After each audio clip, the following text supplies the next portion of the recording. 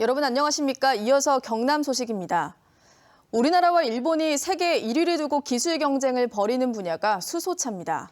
일본의 무역 제재 대상에 수소차 관련 소재와 부품이 추가될 수가 있어 경남 지역 수소차 업계는 기술 자립과 부품 국산화에 속도를 내고 있습니다. 천연수 기자가 취재했습니다. 연료전지로 600km를 달릴 수 있는 수소차입니다. 연료전지의 핵심 부품인 분리판, 스테인리스 합금판 2장을 겹쳐 얇은 관을 만들고 수소와 산소가 반응하도록 하는 구조입니다. 분리판에서 기체가 새면 폭발할 수 있어 정밀해야 하고 전기를 만들면서도 물을 배출해야 해 내구성도 갖춰야 합니다. 승용차 한 대에 400장이 들어가 차값의 4분의 1을 차지합니다. 분리판을 찍어내는 프레스는 일본 제품에 의존하다가 최근 국산화에 성공했습니다. 두께 0.15mm의 금속판을 1000분의 1mm 오차로 찍어냅니다. 천장을 찍든 만장을 찍든 항상 같은 위치를 찍어서 플러스 마이너스 1000분의 1mm의 정도를 낼 수 있는 프레스입니다. 분리판을 붙이는 용접 기술은 레이저를 이용한 신기술 개발에 성공했습니다. 100분의 1mm까지 접합하는 초정밀 기술로 생산원가를 6% 줄였습니다. 경쟁국인 일본을 염두에 두고 오랫동안 준비한 성과입니다. 기술 격차를 자꾸 키우려면은 남들이 하지 않고 남들이 갈 수 없는 기술 장벽을 만들어야 되고 스페셜한 방법으로 가야 된다고 생각합니다. 촉매와 전극 등 국산화가 남은 일부분은 국책연구소와 관련 업체들이 개발하고 있습니다. 창원시도 지원책을 쏟아내고 있습니다. 수소차 전문 특화 단지도 저희가 조성까지도 지금 준비하고 있고 경남 지역 본부를 창원에 설립할 계획입니다. 일본의 무역 제재가 길어질 경우 수소차 관련 부품에도 영향을 받지 않을지 경남 지역 업계가 기술 개발에 어느 때보다 속도를 내고 있습니다. KBS 뉴스 전영수입니다. 경상남도가 경남의 조선산업 발전을 위해 꾸린 민관협의회가 첫 회의를 열었습니다. 노사정이 어렵사리 모였지만 산적한 과제와 시급한 현안이 많아 형식적인 몇 차례 회의로는 해결하기 어렵다는 우려가 벌써부터 나오고 있습니다. 조미령 기자가 보도합니다. 지난해 3월에 이어 다시 꾸린 경남 조선산업 발전을 위한 민관협의회. 노사정 대표 20명이 한자리에 앉았지만 대우조선 매각이 이미 진행되고 있는 등 시기적으로 늦었다는 질타가 이어졌습니다. 도지사님 앞에 계시지만 개인적인 문제도 좀 있었고 해서 좀 늦어지지 않나. 지역 경제들이 무너지는데도 경남도에서 어쩌보면 발 빠르게 안 해주니까 지역에서도 못했던 부분도 있었지 않나. 김경수 경남지사를 위원장으로 논의해야 할 의제는 조선산업 발전 정책 제안과 제도 개선, 대형 중소형 조선소와 기자재 업체의 상생협력 방안 등입니다. 하지만 노동계는 한시가 급한 사안이 많습니다. 대우조선 문제가 굉장히 중요한데 그럼에도 불구하고 지금 당장 저희들이 논의를 우선 빠르게 좀 해야 될 때가 바로 성농조선이라고 봅니다. 그리고 또 와 계신데 어쨌든 STS 조선도 역시 마찬가지인데요. 협의회는 효율적인 운영과 실질적인 효과를 거두기 위해 본회의 산하의 실행위원회를 두고 주제별 실무적인 논의를 할 계획입니다. 하지만 분기별로 열릴 본회의와 격주마다 마련될 실행위원회로는 역부족이라는 지적입니다. 지금처럼 본회의나 실행위원회의를 운영하는 방식으로는 이제 형식적이고 시간이 너무 늘어지기 때문에 맞지 않고. 애초 의제 논의 시간을 5분에서 30분으로 늘려 논의한 이번 본회의에 이어 실행위원회의 첫 회의는 열흘이 훌쩍 지난 오늘 24일쯤에야 열릴 예정입니다. KBS 뉴스 조미령입니다. 응급환자 구조의 골든타임을 줄이기 위해 날아다니는 응급실이라 불리는 닥터 헬기가 잇따라 도입되고 있습니다. 경남에도 이르면 내년 말쯤 닥터 헬기가 도입될 것으로 보입니다. 윤경재 기자가 보도합니다. 꽉 막힌 고속도로 한가운데서 교통사고를 당해 장기가 파열된 응급환자. 1분 1초를 다투는 상황에서 헬기가 15분 만에 병원으로 이송해 목숨을 건졌습니다. 닥터 헬기 아틀라스 001. 올해 초 환자를 돌보다 숨진 고 윤한덕 중앙응급의료센터장의 콜사인을 따 헬기 이름을 짓겠다던 이국종 교수가 약속을 지켰습니다. 이 헬기는 이국종 교수가 소속된 아주대병원 번역외상센터에 배정돼 경기도 지역 응급환자 치료를 지원합니다. 기존 닥터 헬기보다 큰 11톤급 중형 모델로 기내 수술이 가능하고 야간 항법 장치를 장착해 국내 최초 24시간 운영됩니다. 저희가 연간 한 300여 차례 기동하는 것 중에서 42%가 야간 기동이었습니다. 이제 우리 응급의료 전용으로 쓸 수 있는 헬리콥터가 특히 중증 외상 환자 치료에 좀 더 집중할 수 있게 돼서 굉장히 다행으로 생각합니다. 중증 외상 환자의 골든타임은 1시간. 이 시간이 지나면 생존율은 20% 이하로 뚝 떨어집니다. 빠른 이송과 항공치료가 가능해 골든타임 사수의 천병이 된 닥터 헬기는 국내 6대가 운영돼 한 해 1,500여 건의 출동을 하고 있습니다. 이번에 도입된 닥터 헬기는 다음 달 말부터 본격 운영될 예정입니다. 14개 시군이 응급치료 취약지에 해당하는 경상남도도 이르면 내년 말 경상대학교 권역외상센터 개소에 맞추어 닥터 헬기를 도입할 계획입니다. 권역외상센터와 닥터 헬기 도입에 대해서는 보건복지부와 협의가 다 돼 있는 상태고요. 시기를 좀 앞당기기 위한 협의를 보건복지부와 진행 중입니다. 한편 카이는 내년부터 의료용으로 개조한 국산 수리온 모델로 기존 수입 헬기를 대체해 닥터 헬기 사업을 본격화할 계획입니다. KBS 뉴스 윤경재입니다. 정부가 부마 민주항쟁을 40년 만에 국가기념일로 지정하는 내용의 법 개정안을 이달 초 입법 예고했는데요. 오는 9월쯤 국가기념일 지정이 공포되면 항쟁이 처음 일어난 10월 16일 정부가 주관하는 첫 기념식은 창원에서 치러집니다. 김소영 기자의 보도입니다.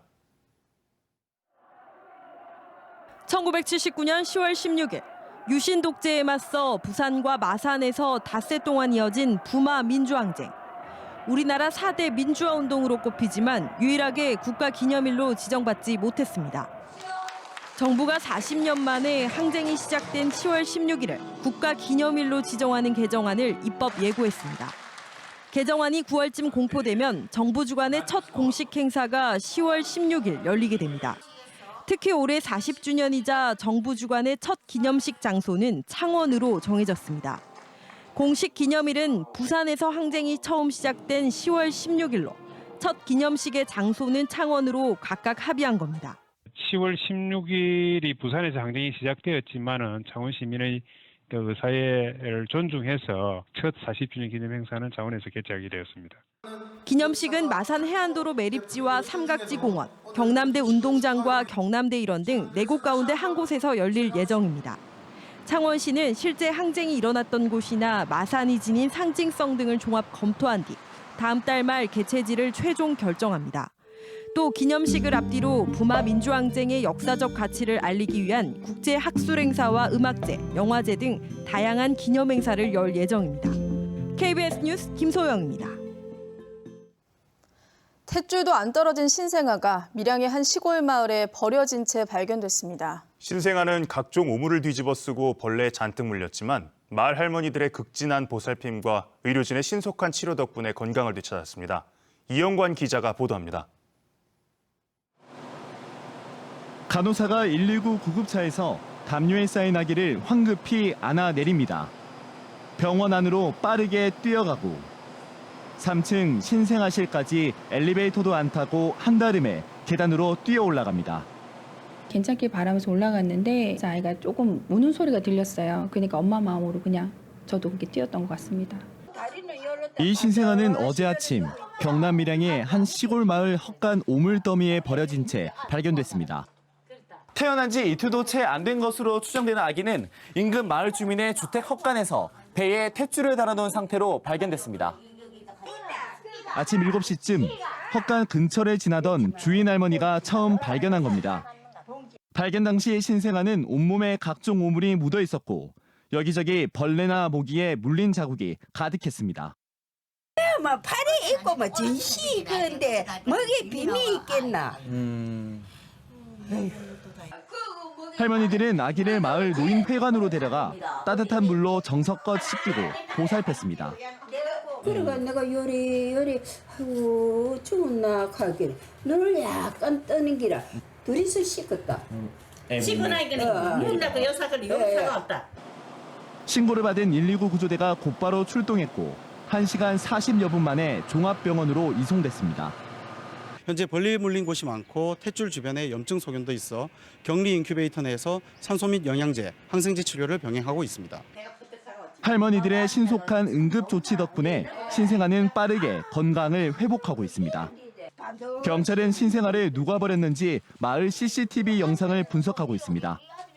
KBS 뉴스 이형관입니다.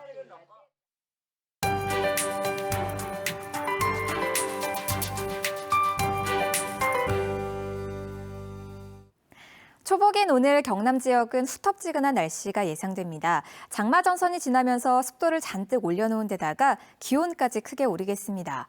오늘 창원의 낮 기온은 29도로 어제보다 1도가량 높겠고요. 합천을 비롯한 내륙 지역은 30도 안팎까지 오르겠습니다. 통풍이 잘 되는 시원한 옷차림을 해주셔야겠습니다. 오늘 하늘에는 종일 구름이 많이 지나겠습니다. 그 사이로 햇볕이 강하게 내리쬐면서 다시 뜨거워지겠는데요. 오늘 경남 지역의 자외선 지수 매우 높은 수준으로 예상됩니다. 모자와 선글라스 등도 챙겨주시면 좋겠습니다. 주말인 내일과 모레도 대체로 구름 많은 가운데 이따금씩 비 소식이 나와 있습니다. 내일은 경남 서부 내륙으로 오후 한때 소나기가 지나겠고요. 남해안으로는 빗방울이 군데군데 떨어지겠습니다. 모레 일요일에는 북쪽을 지나는 약한 기압골의 영향으로 오후부터 밤 사이에 내륙을 중심으로 비가 살짝 내리겠습니다. 주말 동안 야외 활동 계획하신 분들은 우산도 하나씩 챙겨 다니시면 좋겠습니다. 현재 위성 영상 보시면 경남 지역으로 높은 구름이 간간히 지나고 있습니다. 오늘 종일 구름 많겠고요. 공기는 깨끗하겠습니다.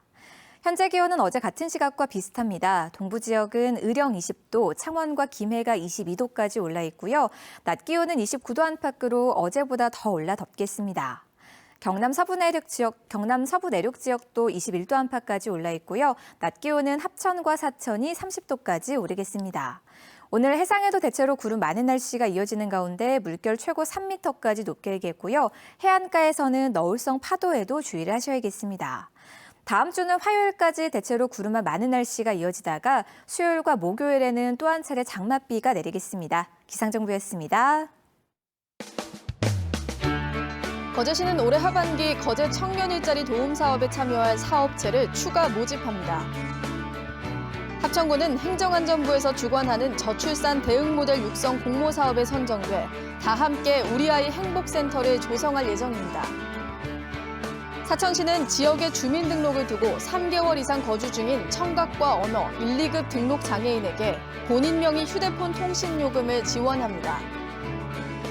의령군은 오는 10월까지 농업기계 순회 수리 방법과 신기종 기술, 안전사고 예방법 등을 알려주는 농업기계 순회 교육을 진행합니다.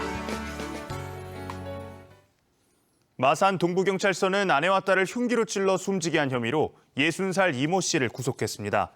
이 씨는 지난 7일 아침 8시쯤 창원시 회원동의 자신의 집에서 아내와 딸을 잇따라 흉기로 찔러 숨지게 한 혐의를 받고 있습니다. 경찰은 이 씨가 자신의 아내가 다른 남자를 만난다는 망상을 겪어 범행을 저지른 것으로 보고 있습니다. 경찰이 근무 시간 중에 순찰차로 여자친구를 마중 나간 사실이 뒤늦게 알려지면서 비판이 제기되고 있습니다. 거제경찰서는 지난 3월 밤 모 지구대 소속 A순경이 인근 시외버스터미널로 여자친구를 마중 나가 집까지 데려다 준 것을 확인하고 구두 경고했다고 밝혔습니다. 거제경찰서는 순찰차를 사적으로 이용한 것이 맞다면서도 그 시간이 15분 정도로 짧다는 이유로 구두 경고한 것에 그쳐 논란도 일고 있습니다. 해양수산부가 창원 도섬과 통영 욕지도를 올여름 휴가 보내기 좋은 섬으로 꼽았습니다. 도섬은 도심에서 가까운 데다 카약 등 해양 레포츠를 즐길 수 있고 섬 둘레길이 장점으로 소개됐습니다. 욕지도는 프리다이빙과 스킨스쿠버 등 다양한 해양 레저 프로그램이 운영되고 등산과 낚시도 즐길 수 있습니다. 경상남도 의회가 예산결산 심사 전문성과 효율성을 높이기 위해 상설 예산결산특별위원회를 구성했습니다. 도의회는 도청과 도교육청 소관, 예결위원 15명을 각각 선임하고 이옥철 의원과 김영진 의원을 각 위원장으로 선임했습니다. 도의회는 관련 조례 개정으로 예결위를 상설화하고 예결위원 임기를 1년으로 보장해 전문성과 효율성을 높이도록 했습니다. 뉴스를 마칩니다. 시청해주신 여러분 고맙습니다.